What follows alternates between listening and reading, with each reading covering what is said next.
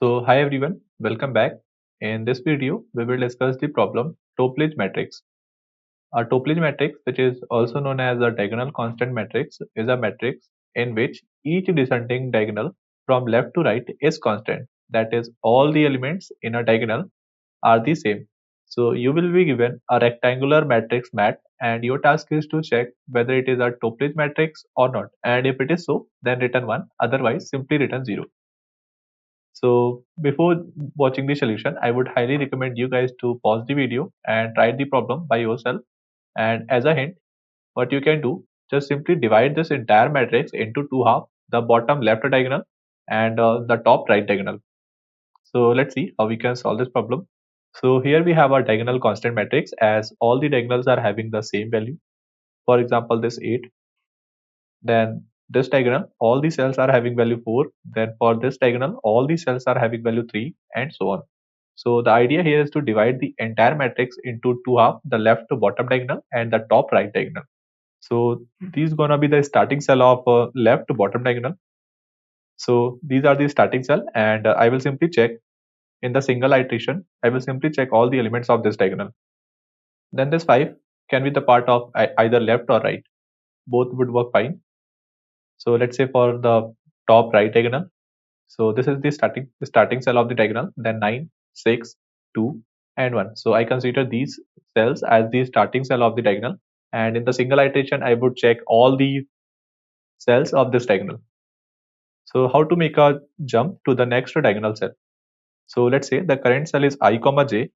So the next diagonal cell would be at index I, that is the row number I plus 1 and j plus 1. Cool. So very simple idea. Take me to the next row and take me to the next column. That would be the next diagonal cell. So then I plus 2, just simply increment I by 1 and increment j by 1 and j plus 2.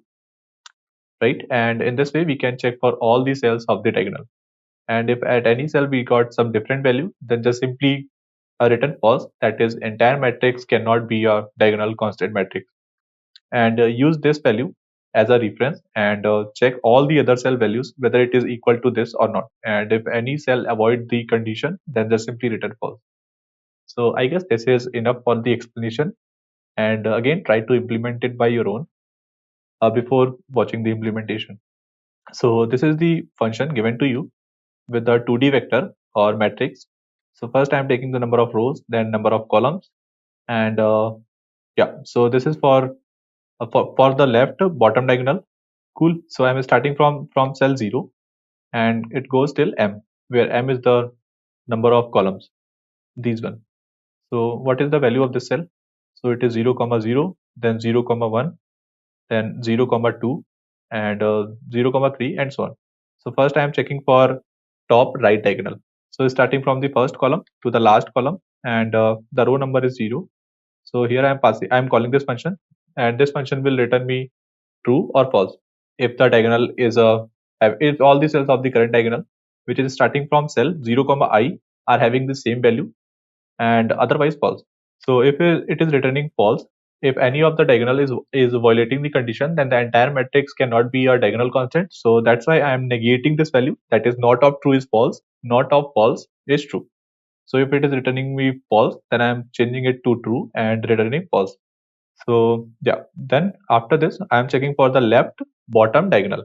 That is starting from second row, that is I is equal to 1, and it goes till the last row. So these cell which I have been marked with a color red. So 1 comma 0, then 2 comma 0, then 3 comma 0, and 4 comma 0. And this cell can be part of either left or diagonal. Both would work fine. It's totally up to you. So the starting cell is I comma 0, that is 1 comma 0, 2 comma 0, and so on. And if any diagonal is violating the condition, then entire matrix cannot be a diagonal constant, so returning false. So let me just quickly show you the implementation of this OK function. That is where I am checking for the diagonals. So first I am using the starting cell value as a reference, and then for all the other cell, I am checking whether the value is equal to the reference value or not. That is the value of the first cell of the current diagonal. So here I'm storing the values, and then take me to the next row and next column, that is next diagonal cell. And if the value is not equal, then the simply return false. That is, this diagonal is violating the condition, and otherwise after checking for all the diagonal cells I will return true.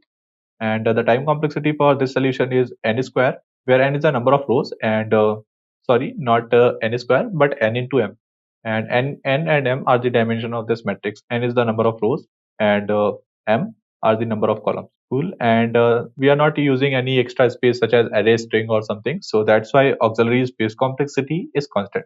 So this was the complete solution. Thank you so much.